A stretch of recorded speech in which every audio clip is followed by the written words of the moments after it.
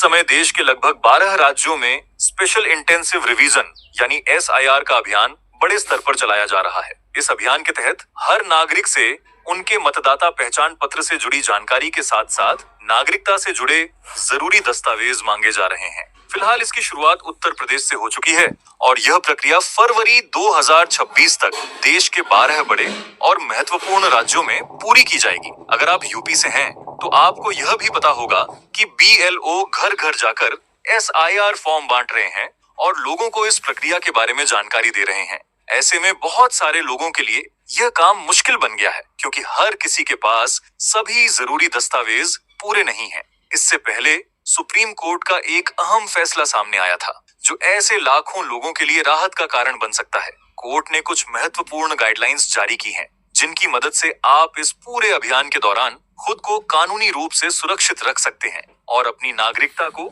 सही और वैध तरीके से सिद्ध कर सकते हैं। दोस्तों, यह अभियान अब भी केवल यूपी से शुरू हुआ है, लेकिन आने वाले समय में इसे पूरे देश में चरणबद्ध तरीके से लागू किया जाएगा और कोई भी राज्य इससे बाहर नहीं रहेगा। ऐसे में अगर आपके पास जरूरी दस्तावेज पूरे नहीं हैं या आप इस बात को लेकर असमंजस में हैं कि आखिर कौन से कागजात आपके लिए जरूरी हैं, तो आप अकेले नहीं हैं। आज हजारों परिवार इसी स्थिति से गुजर रहे हैं। सोशल मीडिया पर भी तरह तरह की अफवाहें फैलाई जा रही हैं कि अगर आपके पास आधार कार्ड या पैन कार्ड है, तो आप आसानी से अपनी नागरिकता साबित कर सकते हैं। लेकिन दोस्तों, मैं आपको पहले ही साफ साफ बता दूं कि ये दस्तावेज केवल सहायक साबित होते हैं, ये नागरिकता का मुख्य प्रमाण नहीं होते। इसी वजह से आज के इस वीडियो में हम आपको वो सभी जरूरी और सही दस्तावेजों के बारे में बताएंगे जिनकी असल में जरूरत पड़ती है, और वह आसान तरीके भी बताएंगे जिनसे आप बिना घबराए अपनी नागरिकता को सही ढंग से साबित कर सकेंगे। लेकिन उससे पहले अगर आप इस चैनल पर नए हैं, तो वीडियो को लाइक जरूर करें और चैनल को सब्सक्राइब कर लें,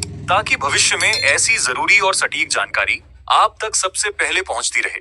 तो चलिए अब बात को आगे बढ़ाते हैं और पूरी जानकारी विस्तार से समझते हैं। अब दोस्तों, बात करते हैं सुप्रीम कोर्ट द्वारा जारी की गई उस गाइडलाइन की, जिसने इस पूरे मामले को और भी ज्यादा अहम बना दिया है। हाल ही में चुनाव आयोग ने सुप्रीम कोर्ट के सामने यह बात रखी कि आधार कार्ड, वोटर ID कार्ड और राशन कार्ड को नागरिकता साबित करने के लिए वैध दस्तावेज नहीं माना जाएगा। खास तौर पर इस SIR अभियान के दौरान अगर कोई व्यक्ति इन दस्तावेजों को दिखाकर अपनी नागरिकता साबित करने की कोशिश करता है, तो चुनाव आयोग उन्हें स्वीकार नहीं करेगा। अब यहाँ पर लोगों के मन में एक स्वाभाविक सवाल उठता है कि जब ये सारे दस्तावेज खुद भारत सरकार द्वारा जारी किए जाते हैं, तो फिर आखिर इन्हें नागरिकता का प्रमाण क्यों नहीं माना जा रहा?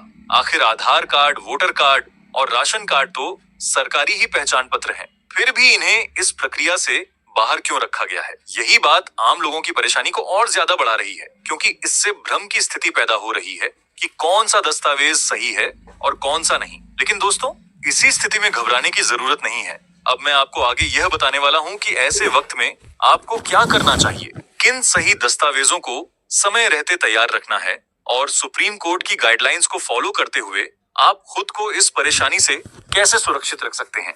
बहुत से लोग डर के माहौल में गलत फैसले ले लेते हैं, लेकिन अगर आपके पास सही जानकारी है, तो आप बिना किसी तनाव के यह प्रक्रिया पूरी कर सकते हैं। तो चलिए अब यह समझ लेते हैं कि आखिर कौन कौन से दस्तावेज ऐसे हैं जिन्हें सुप्रीम कोर्ट ने नागरिकता साबित करने के लिए मान्य माना है, ताकि आप इस पूरी परेशानी से बाहर निकल सकें और आगे चलकर किसी भी तरह की कानूनी दिक्कत से बच सकें। सबसे पहले यह बात सुप्रीम कोर्ट और चुनाव आयोग की तरफ से साफ कर दी गई है कि आधार कार्ड केवल एक पहचान का दस्तावेज है, ये नागरिकता का प्रमाण नहीं है। यानी आधार कार्ड ये बताता है कि आप कौन हैं, लेकिन यह साबित नहीं करता कि आप भारत के नागरिक हैं। अब सोचिए दोस्तों, इससे ज्यादा उलझन भरी स्थिति और क्या हो सकती है? सरकार खुद आधार कार्ड बनवाती है, लेकिन फिर कहती है कि इससे नागरिकता साबित नहीं होती। अब अगर राशन कार्ड की बात करें, तो यहाँ यह कहा जा रहा है कि इसमें फर्जीवाड़े की संभावना सबसे ज्यादा होती है। कई लोगों के पास एक से ज्यादा राशन कार्ड होते हैं या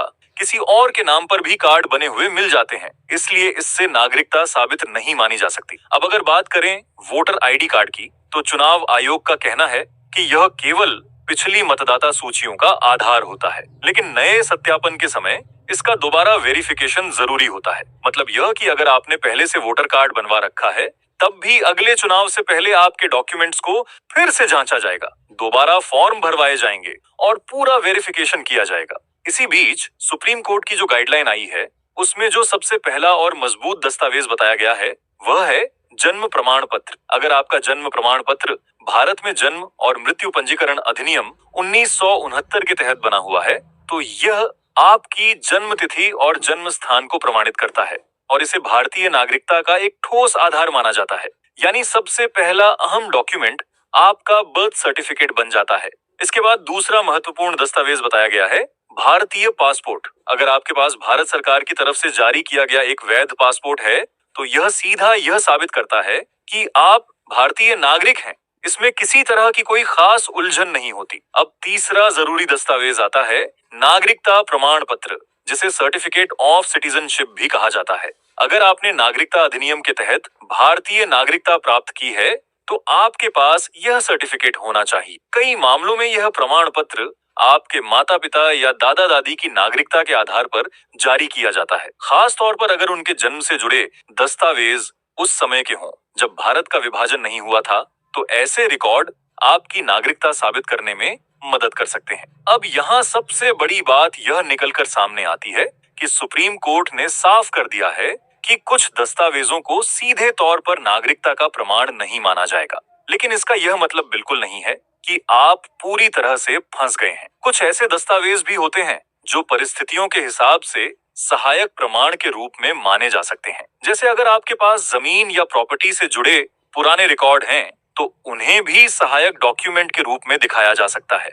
इसके अलावा आपके स्कूल या कॉलेज के सर्टिफिकेट, बोर्ड या यूनिवर्सिटी द्वारा जारी किए गए डॉक्यूमेंट, बैंक रिकॉर्ड, LIC या पोस्ट ऑफिस से जुड़े कागजात, या फिर अगर आपने कभी सरकारी नौकरी या सरकारी संस्थान में काम किया है, तो उससे जुड़ा कोई भी प्रमाण, यह सभी सहायक दस्तावेजों की कैटेगरी में आते हैं। दोस्तों, इस पूरे विषय पर मैं अपनी एक राय भी साझा करना चाहता हूँ। आधार कार्ड, वोटर कार्ड और राशन कार्ड जैसे डॉक्यूमेंट खुद भारत सरकार बनाती है, लेकिन फिर यह कहा जाता है कि इन्हें नागरिकता का पुख्ता सबूत नहीं माना जाएगा। इससे आम लोगों के बीच भ्रम और डर की स्थिति बनती है।